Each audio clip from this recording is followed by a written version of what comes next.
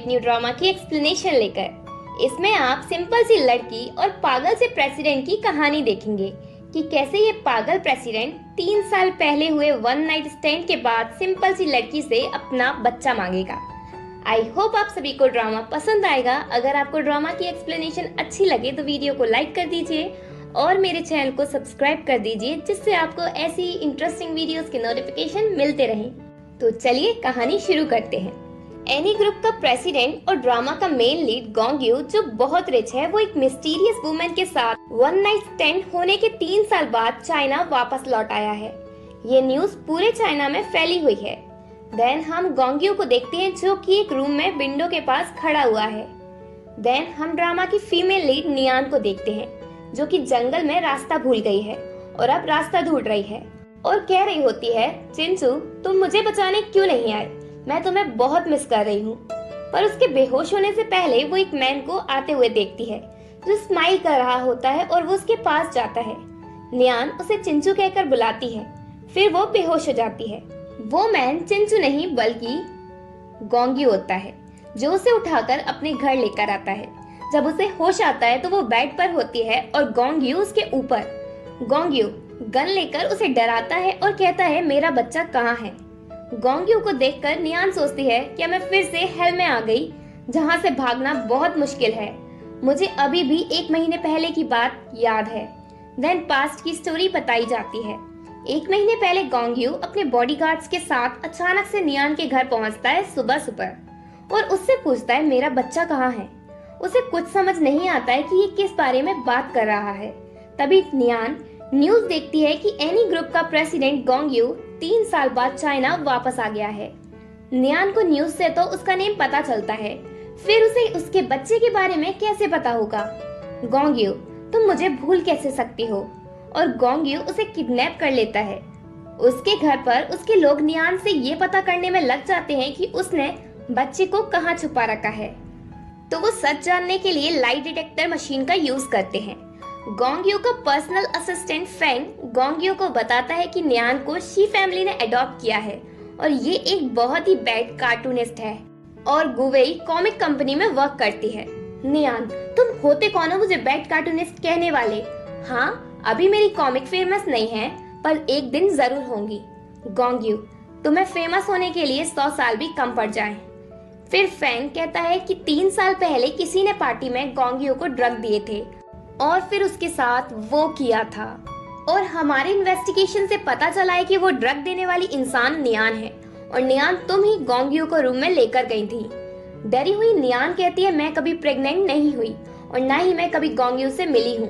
गोंग्यू इस वर्ल्ड में ऐसी कोई लड़की नहीं है जो मुझे नहीं जानती, बस तुम बकवास करना बंद करो और मुझे मेरा बच्चा वापस दो।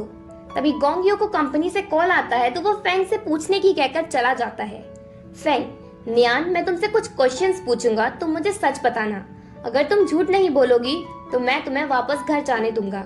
अब बताओ 3 साल पहले न्यू ईयर के दिन तुम कहाँ थी। नियान मैं एक पार्टी में वेट्रेस का वर्क कर रही थी। फेंग उसी पार्टी में गोंग्यू को ड्रग्स दिए गए थे। नियान पर मैंने नहीं दिए थे। लाई डिटेक्टर मशीन की वजह से फेंग को पता चलता है कि वो झूठ नहीं बोल रही, पर उसे लगता है गोंग्यू भी झूठ नहीं बोलेगा, इसलिए वो नियान से कहता है कि वो फिर से अच्छे से सोचे। गोंग्यू अकेला अपने रूम में था और वो उस टाइम की सोचता है जब उसने नियान की पेंटिंग बाय की थी। इस पर नियान का फोटो था।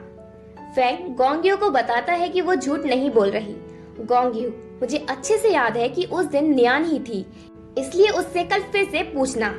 नेक्स्ट डे फिर से उससे क्वेश्चंस किए जाते हैं पर वो अपनी बात प्रूफ करने के लिए कोई प्रूफ उन्हें नहीं दे पाती। नेक्स्ट डे फिर से उससे क्वेश्चंस किए जाते हैं गन दिखाकर कि शायद वो डर कर परेशान होकर सब सच बता दे, पर वो सच कैसे बताए जब उसे कुछ पता ही नहीं है। नियान से बच्चे के बारे में जानने के लिए गोंग्यू से कई तरह से टॉर्चर करता है पर वो कुछ नहीं बताती क्योंकि उसे खुद ही कुछ नहीं पता। फेंग उसके लिए सिंपैथी दिखाता है क्योंकि उसे नियान की बात सच लगती है। नियान को थोड़ा याद आता है कि 3 साल पहले उस पार्टी में वो वेट्रेस का वर्क कर रही थी, वहाँ उसकी फ्रेंड तांगी भी थी। नियान फेंग अगर तुम तांगी को ढूंढ लो तो तुम्हें सब सच पता चल जाएगा कि मैंने गोंग्यू को ड्रग्स नहीं दिए थे। फेंग उसे बताता है कि इस बात का कोई फायदा नहीं होगा क्योंकि गोंग्यू को पैरानॉइड पर्सनालिटी डिसऑर्डर है, इसका मतलब अगर एक बार वो कुछ डिसाइड कर ले या सोच ले तो वो अपना माइंड चेंज नहीं करेगा। रात के टाइम गोंग्यू नियान के रूम में जाता है और उसे बच्चे की बात करके परेशान करता है। नियान, मुझे पता है तुम्हें पैरानॉइड पर्सनैलिटी डिसऑर्डर है, इसलिए जाकर उसका इलाज कराओ, ना कि मुझे परेशान करो।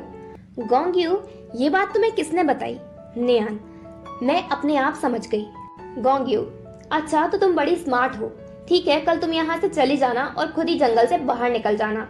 एक्चुअल में गोंग्यू का घर चारों तरफ से जंगल से घिरा हुआ है और गुस्से में वो फेंग से कहता है कि वो जंगल में सभी से कह दे कि कोई भी नियान की हेल्प ना करे और ना ही उसे पानी और कुछ खाने को ढूंढने दे।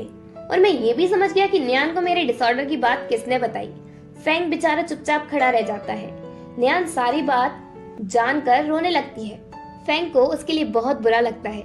नाउ स्टोरी प्रेजेंट में आती है। नियान गोंग्यू के घर से निकलती है पर वो जंगल में रास्ता भूल जाती है। भूखी और प्यासी होने की वजह से वो बेहोश हो जाती है। गोंग्यू उसे वापस घर लेकर आता है। जब उसे होश आता है तो वो गोंग्यू को अपने पास बैठा हुआ देखती है। नियान गोंग्यू को इग्नोर करती है। गोंग्यू, मैंने तुम्हारी जान बचाई, तुम्हें मुझे थैंक्स कहना चाहिए। नियान, थैंक्स मारने के लिए और बचाने के लिए। फिर वो गोंग्यू से अच्छे से बात करती है और कहती है, मैंने तुम्हें ड्रग्स नहीं दिए थे और ना ही मैं प्रेग्नेंट हुई, इसलिए मुझे जाने दो। गोंग्यू जेन्युइनली कंफ्यूज हो जाता है कि नियान जाना चाहती है जबकि वो उसे सारी फैसिलिटीज प्रोवाइड करा रहा है। इस पॉइंट पर समझ आ जाता है कि गोंग्यू नियान को लाइक करता है पर अपने साइको वे में। पर नियान ये समझ नहीं पा रही। नियान, अगर तुम मुझे जाने दोगे तो मैं एविडेंस ढूंढकर दे दूंगी कि उस दिन तुम्हें ड्रग्स मैंने नहीं दिए थे।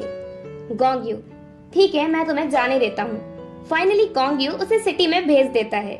नियान तांगी को ढूंढना शुरू कर देती है। तभी एक सेरेमिक स्टोर पर वो चिंचू से मिलती है। अपनी मेमोरी खोने के बाद से चिंचू नियान को कोल्डली ट्रीट कर रहा है, पर लगता है पहले से इन दोनों के बीच बहुत कुछ है। इसका पता तो मैं आगे ड्रामा में चलेगा। चिंचू, मैं तुम्हारी बहन से शादी करने वाला हूँ, इसलिए अब मैं तुम्हारा रिलेटिव हुआ। अगर तुम्हें मेरी कोई हेल्प चाहिए तो बता देना। शादी की बात सुनकर नियान अपसेट हो जाती है और गलती से उससे सेरेमिक वेस गिरकर टूट जाता है। चिंचू उसके लिए पे करने को तैयार होता है पर नियान मना कर देती है और उसे जाने को कहती है। चिंचू के जाने के बाद सोचती है कि वो किसे हेल्प के लिए बुलाए, क्योंकि अभी उसके पास इतने पैसे नहीं है कि वो बेस के लिए पे कर सके। तभी उसके दिमाग में कोई आता है और वो उसे कॉल करती है। और इसी के साथ पार्ट 1 एंड होता है।